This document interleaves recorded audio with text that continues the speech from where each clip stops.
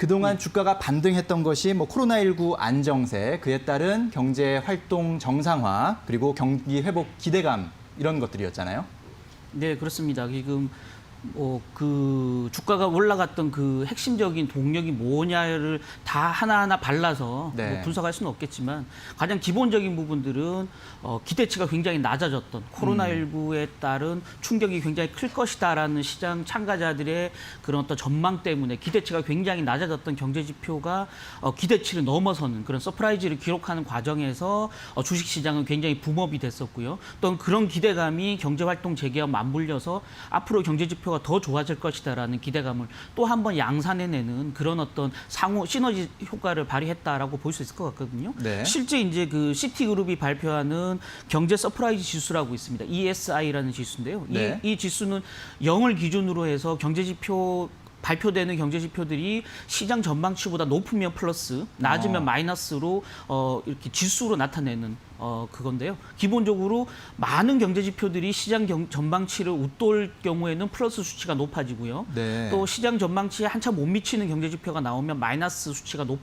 높아지는 이런 상황인데요. 지금 이 수치가 지금 그 역대 최고 122까지 올라가 있다라는 겁니다. 통상 경제가 굉장히 확장 국면에 있을 때 이 ESI 지수가 통상 한 50, 60 정도면 꽤 높다라고 얘기들 하거든요. 네. 근데 지금 이게 지난 4월에 마이너스 144, 이 역시 역대 최저고요. 예. 마이너스 144까지 곤두박질 친 이후에 지금 플러스 120까지 위로 올라가는 상황이다라는 거죠. 기본적으로 경제 그 지표들이 시장 전망치를 굉장히 웃돌고 있다라는 거죠. 네. 그건 단순히 지금 미국 경제가 굉장히 좋다라는 얘기보다는 시장 기대치는 극도로 낮아졌고 그 기대치를 살짝 웃도는 그런 어떤 경제 지표들이 나오기 시작하면서 시장은 그에 반응하는 그런 주가 상승으로 나타나고 있다라고 설명드릴 수 있을 것 같습니다. 그렇군요. 시티그룹이 발표하는 경제 서프라이즈 지수가 역대 최고 수준인 122까지 상승했는데 이게 뭐 경제 전망이 너무나 좋다는 뜻이 아니라 우리의 시장의 기대치가 그만큼 낮아졌다라는 뜻으로 이제 해석을 해야 되겠군요. 자, 그런데 지금 나오고 있는 최근의 경제 지표들 좀 좋은 기대감을 주다가도 최근에 조금 다시 또 주춤하는 그런 모습이에요. 네, 가장 큰 문제는 그러니까 경제가 본격적으로 살아나기 전까지는 경제 지표가 일정 부분은 좋아지고 일정 부분은 네. 좋지 않은, 그래서 굉장히 비균질적이라고 얘기하는데요. 그러니까 그 고르게 경제 지표가 좋아지는 게 아니고 특정 지표는 좋아지고 특정 지표는 여전히 좋지 않고 이게 반복되는 상황은 경기가 아직 본격적인 회복 궤도에 오르지 않았다라고 해석할 수 있는 부분이거든요. 그래서 최근에 나타나고 있는 5월의 미국 주요 경제 지표들, 또 중국의 경제 지표들을 보면 시장이 생각했던 거에 비해서 빠른 반등을 보이지 않겠다라는 우려감을 좀 낳는 지표들이 하나 둘씩 등장하고 있다라는 거죠. 그래서 예. 지난주에 나왔던 미국의 5월 산업 생산을 보면 플러스 1.4%, 석 달 만에 플러스로 반등을 했거든요.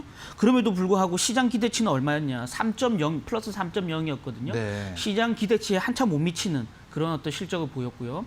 또 5월 주택 착공 같은 경우도 플러스 4.3이었지만 실제 시장의 전망치는 23% 늘어날 것이다라는 전망이었기 때문에 그 네. 전망에 비해서는 좀 좋지 않은 모습을 보였다라는 거고요. 그렇군요. 또 주택 착공의 선행 지표, 그러니까 주택을 허가한 이후에 통상 6개월이나 1년 후에 이제 땅을 파기 시작하니까 그렇죠. 주택 착공의 선행 지표가 주택 건축 허가인데요. 네. 건축 허가 지수는 플러스 14.4%, 많이 늘어난 것처럼 보이지만 시장 전망치는 플러스 17%였거든요. 네. 그래서 이제 그 경제 활동이 재개되면서 시장 참가자들의 기대치는 눈높이는 이제 올라가기 시작했고요. 경제 지표는 그에 못 따라가는 그런 흐름이 나타나고 있다라고 설명드릴 수 있을 것 같고요. 역시 이런 흐름은 중국도 마찬가지입니다. 네. 중국 지난주 발표됐던 5월 산업 생산 보면 플러스 4.4%, 뭐 양호한 흐름이었지만 시장 전망치는 5%가 넘었거든요. 시장 전망치에 약간 못 미치는. 또 소매 판매도 마이너스 폭이 굉장히 줄어들고 있지만 연초 이후에 마이너스가 계속 유지되고 있다라는 약간 실망감을 줬던 지표들이거든요. 예. 결국은 경제 활동은 빠르게 재개되고 있지만 실제 경제 지표는 그에 못 미치는 그런 또 흐름을 보여주고 있다라는 부분들이 앞으로의 주가 반등, 경제 지표 호조에 따른 주가 반등을 좀 제한할 가능성이 있다라고 설명드릴 수 있을 것 같습니다. 그렇군요. 자, 미국이나 중국이나 나왔던 그 5월 산업생산 지표가 뭐 플러스로 나타나긴 했습니다만 역시 시장 예상에는 많이 못 미쳤던 점, 이런 점들이 좀 부담으로 작용하는 것 같은데요. 자, 이번 주에는 방금 앞서서 살펴봤지만 미국과 유럽에서 뭐 제조업 PMI, 서비스업 PMI가 나올 예정입니다. 자, 이번 주에 나올 지표는 좀 어떨 것으로 지금 전망되고 있습니까? 예, 지금 이제 마켓이 발표하는 6월 이제 미국 제조업, 그러니까 잠정치죠. 제조업 서비스 PMI 지수 나오는데요. 네. 47, 44 정도로 지금 시장이 전망하고 있지만 지금 현재 시장이 가지고 있는 기대치는 좀 못 미칠 가능성이 있다. 왜냐하면 중국도 경제활동 재개 이후에 5월에 제조업 PMI가 뭐 일시적이지만 50을 넘어갔던 상황이었거든요. 그래서 네. 지금 시장 참가자들 또 미국도 6월 정도 되면 이제 PMI가 50을 넘어서지 않을까, 경기의 확장 국면으로 들어가는 50을 넘어가지 않을까라는 기대를 일정 부분 성급하게 가졌는데요. 아직까지 거기로 가기에는 조금 못 미치는 상황이다라는 거고요.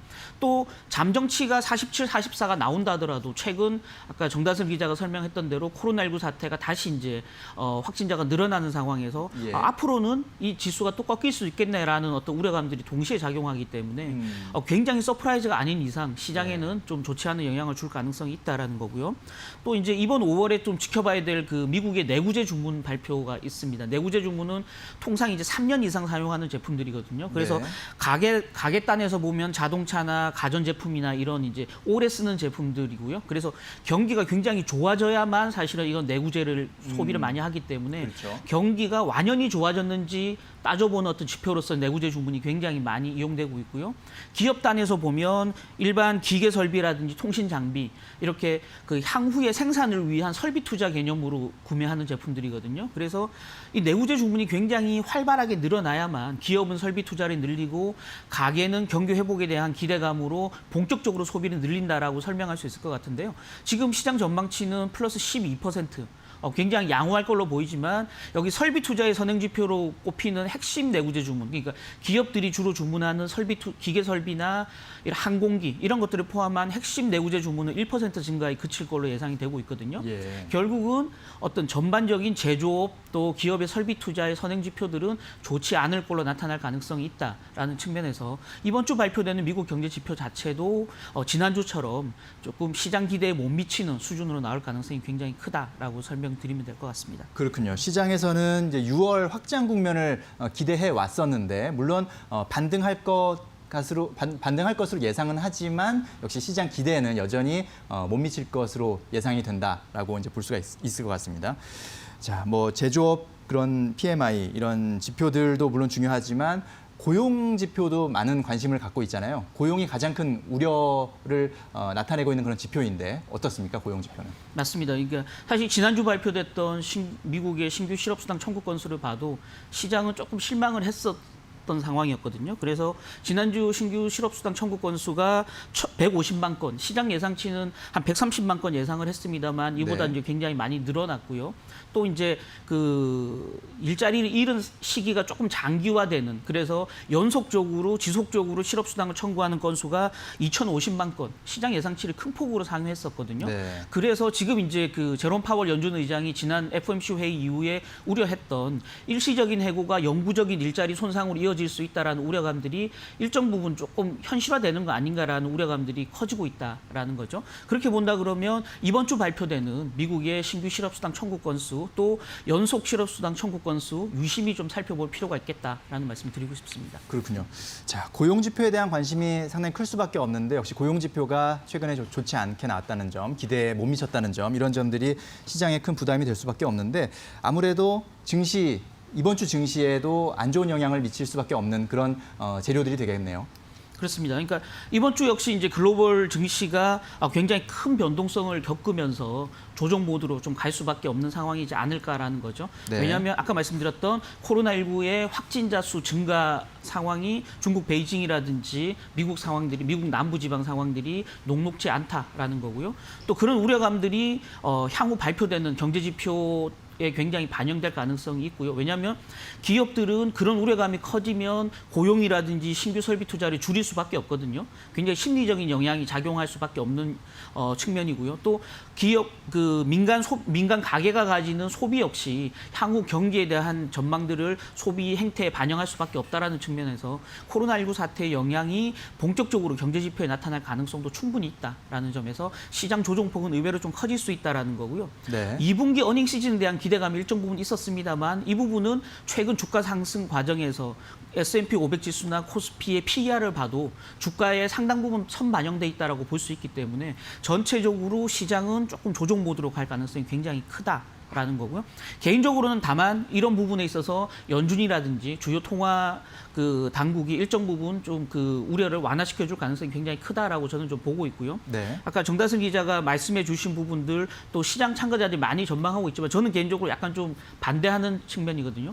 그러니까 레포 금리라는 건 기본적으로 최장 7일짜리 초단기로 유동성을 늘렸다 줄였다 하는 기제이기 때문에 기본적으로 그건 전체적인 유동성의 어떤 유동성을 푸냐 유동성을 줄이냐는 그런 어떤 통화정책 기조하고는 무관한 흐름을 가지는 거고요. 예. 또 최근 들어서 전체적으로 대차 여조표를 조금 축소하는 흐름을 보이고 있는 건 네. 기존의 양적 완화, 국채를 사는 양적 완화는 달러 유동성을 공급해주기 위한 양적 완화였다면 앞으로의 양적 완화, 자산 매입은 회사채 시장이라든지 이런 타겟팅하는 그래서 아까 의회 견제에도 얘기했지만 그래서 연준의 자산 매입도 좀 특정 취약한 영역을 지원하는 타겟팅 위주로 갈 가능성이 있다라는 측면에서 그런 어떤 정책의 방향성 전환이지 자금 흐름을 다시 유동성 공급을 끊어내는 그런 어떤 정책 기조 변화하고는 굉장히 차이가 있다라는 점에서 연준이 지속적으로 취약한 지점들을 지원할 것이며 그게 시장의 어떤 불안 심리를 굉장히 완화해 줄 수 있다라는 쪽에 조금 더 무게감을 두고 싶습니다. 그렇군요.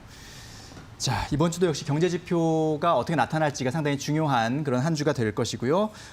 생각보다 조정폭이 클 수도 있는 그런 주가 될 수도 있습니다. 다만 연준이 지금 자산 매입을 회사채 시장에 집중할 것이라고 이제 예고한 만큼 그런 점들이 시장의 불안감을 어느 정도 해소해 줄 것으로 또 기대도 해볼 수 있을 것 같습니다.